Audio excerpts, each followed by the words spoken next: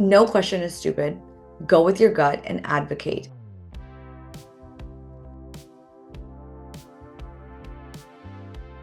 So I'm Dr. Pinkey Patel, the CEO and founder of Myri Health. I don't know what it is about moms when they have a baby that like, yeah, they feel this superpower. It's all the hormones, I tell you. And then they leave you at postpartum for exponentially. When I was pregnant, I was just so passionate. I found myself with my first delivery.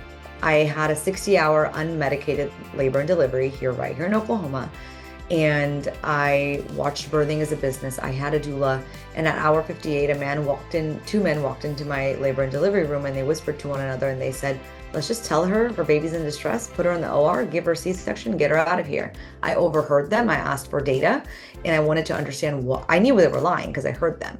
And that is when I decided to fight these two men off. My husband was like, oh Lord. And I did, because she was perfectly fine. She was delivered perfectly healthy.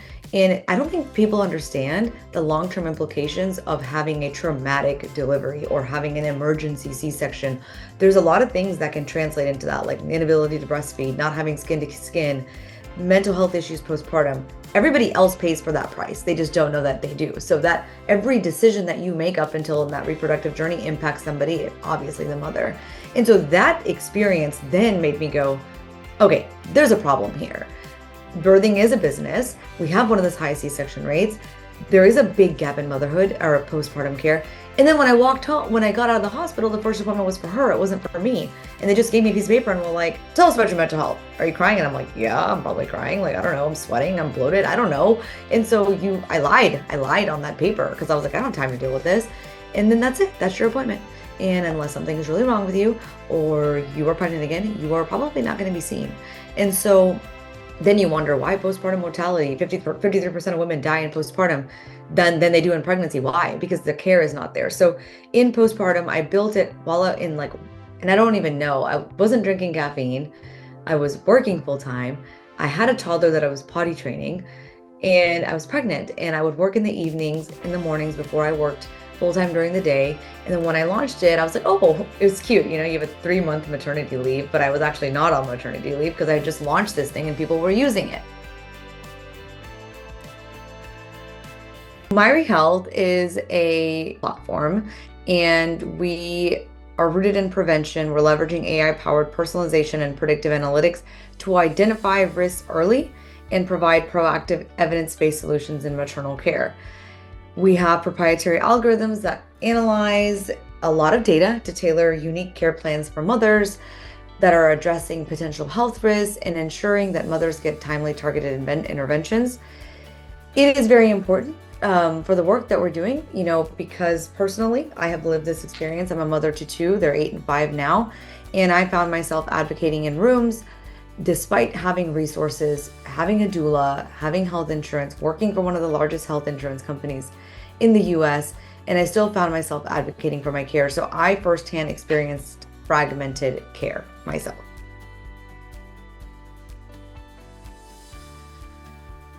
No question is stupid.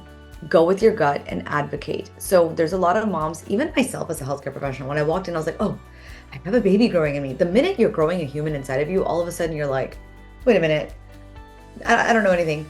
I'm scared. You automatically are like mom mode and you want to do everything to protect yourself. So a lot of women I've spoken with, they're like, hey, my gut feeling is telling me something is off. Something is not right.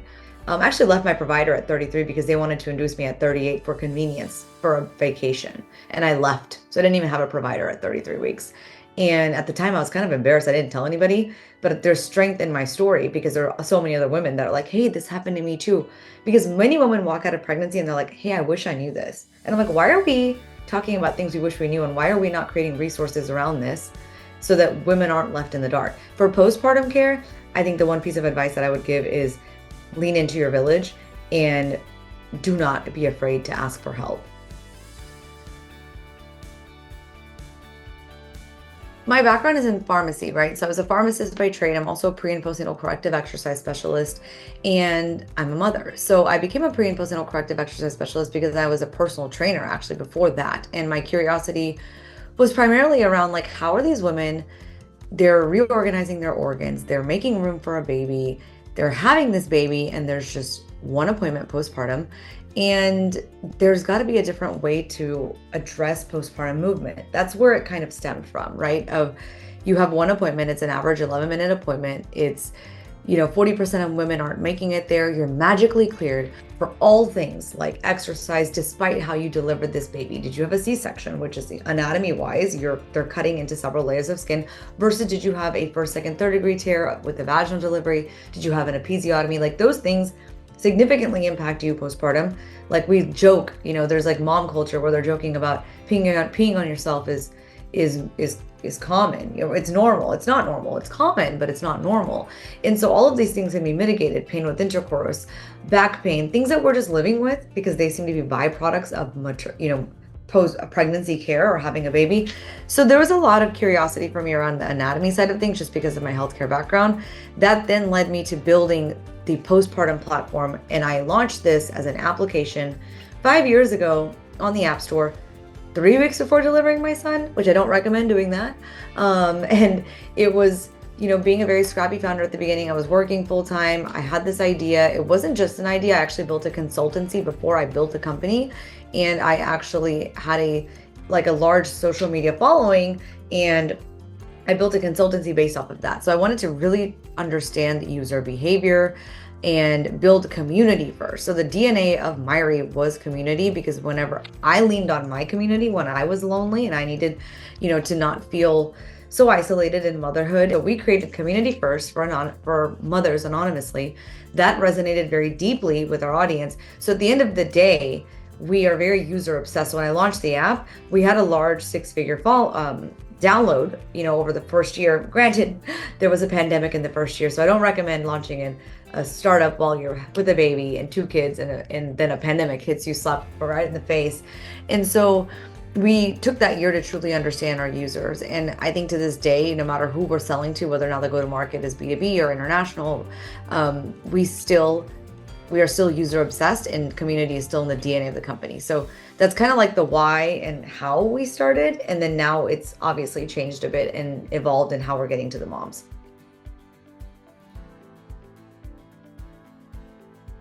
I don't think it's been a single moment. It has been a continuous moment, momentum to be resilient and be authentic to my story and my journey. Because building this while I was pregnant was truly a test of grit. And then launching it took a lot of courage, right? And so I think my proudest moment is the fact that no matter what obstacle we've faced, which, founders have one like every other hour, it goes like a roller coaster in one day. There's always been that glimmer of, hey, we're smart enough, we're going to figure this out, we're going to pivot, and we're going to continue to be optimistic with realism with the mission, and understanding that this is the mission. However, getting to that end point will take pivots. So I think for me, it's this continuous resiliency within just not only myself, but our team that I've built around me to also adapt the same mindset. In 2023, I moved my entire family to Tulsa, Oklahoma, rented a home. And if you ask any parent and you have a summer, in a summer, you have to put your kids in camps every week. I had a 6-year-old and a 3-year-old. And to say that, I'm going to commit myself to this very rigorous accelerator for 3 months. I think that speaks very strongly of, the need for, hey, I need to do this to be able to develop myself, get into the network. And also, entrepreneurship is very lonely.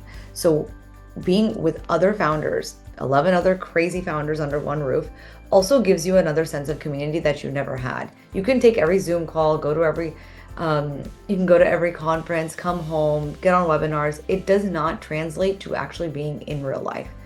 I see value in hybrid models. I see value in Zoom calls because obviously I'm a mother and we're doing one now. But there was an unparalleled network that opened up. I know that I can pick up the phone and call my Techstars family if there was a fire. And so that value of investment in time and relationships was, honestly, it was invaluable. Yeah.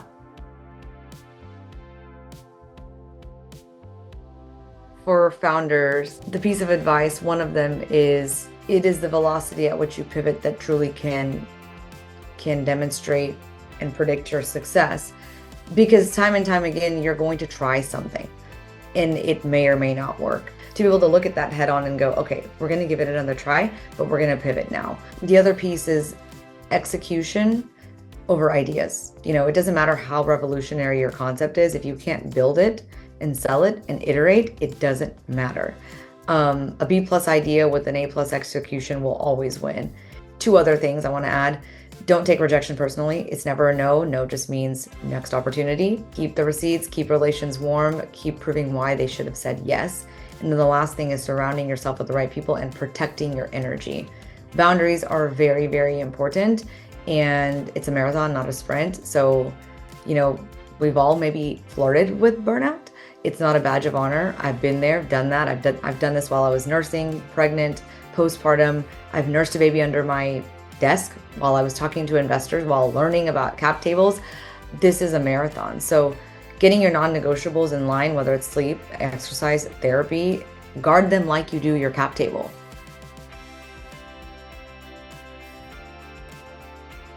It certainly opened up conversations with investors. Investment climate at the time was challenging, and it still isn't that easy. I think anybody can say, like for myself, I'm a brown woman.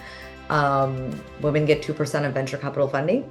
And, we're not really supposed to say that it's hard, but it is not easy. And so Techstars did open up investor conversations. I was invited to go to FounderCon to pitch on stage. I've built relationships, built a pipeline. So we're just strategically analyzing our next round and seeing when we want to kick that off. But it's certainly like they say, your network is your currency, right? So being able to have those conversations and them opening the doors has been invaluable. Yeah. And we look forward to them supporting us in our next few rounds when we decide to actually raise our seed round of capital.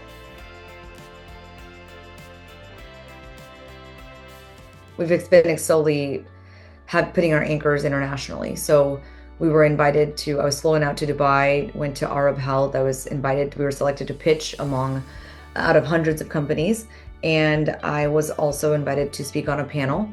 And this followed on from being selected as the top 100 companies in the world out of 16,000. We were flown to Riyadh, Saudi Arabia for an entrepreneurship World Cup 10 weeks ago. That then ended up kind of allowing us to understand the market in the GCC and MENA region. And we've seen a lot of alignment with our mission and their goals to improve lives and maternal care. So we're slowly going to be sharing our news around our first few partnerships in the Middle East.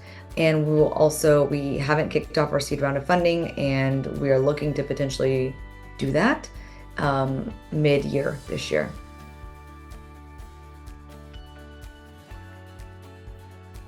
One of the pieces of advice that I wish someone would have shared with me, in just kind of going back to your North Star, like, what is the reason why you're building what you're building? Me walking away from probably a very nice 6-figure salary. I worked my whole life. I'm an immigrant child. Parents came here with $7. And the goal was for me to become a doctor, a pharmacist, a lawyer, or whatever, dentist, something that was the American dream. I did that by the age of 23. And then, you are allowed to rewrite your future, and you're allowed to step into your passions, even though it might be hard as heck. And you might not make money for a long time and then work more than you've ever worked, right? But I feel like the North Star, you have to remember what that is. And the other piece is authenticity. There's in this world and in this economic climate, and startups are hard as it is, there is something about storytelling and being authentic to you and what you bring a unique lived experience to the table. And for a while, I would always be like, oh, I need to wear certain clothes, or I need to look a certain way, or I need to talk a certain way. And I let that ship sail so pretty early on when I realized, this is my journey. It's unique to me. I'm not ashamed of it. In fact, it is my superpower. So I think being that cookie cutter, let's use AI to do a LinkedIn post and sound like everybody else, that's not going to work, right? If you want virality or authenticity, you're going to tell your own story and be different. And I think that has really set me apart.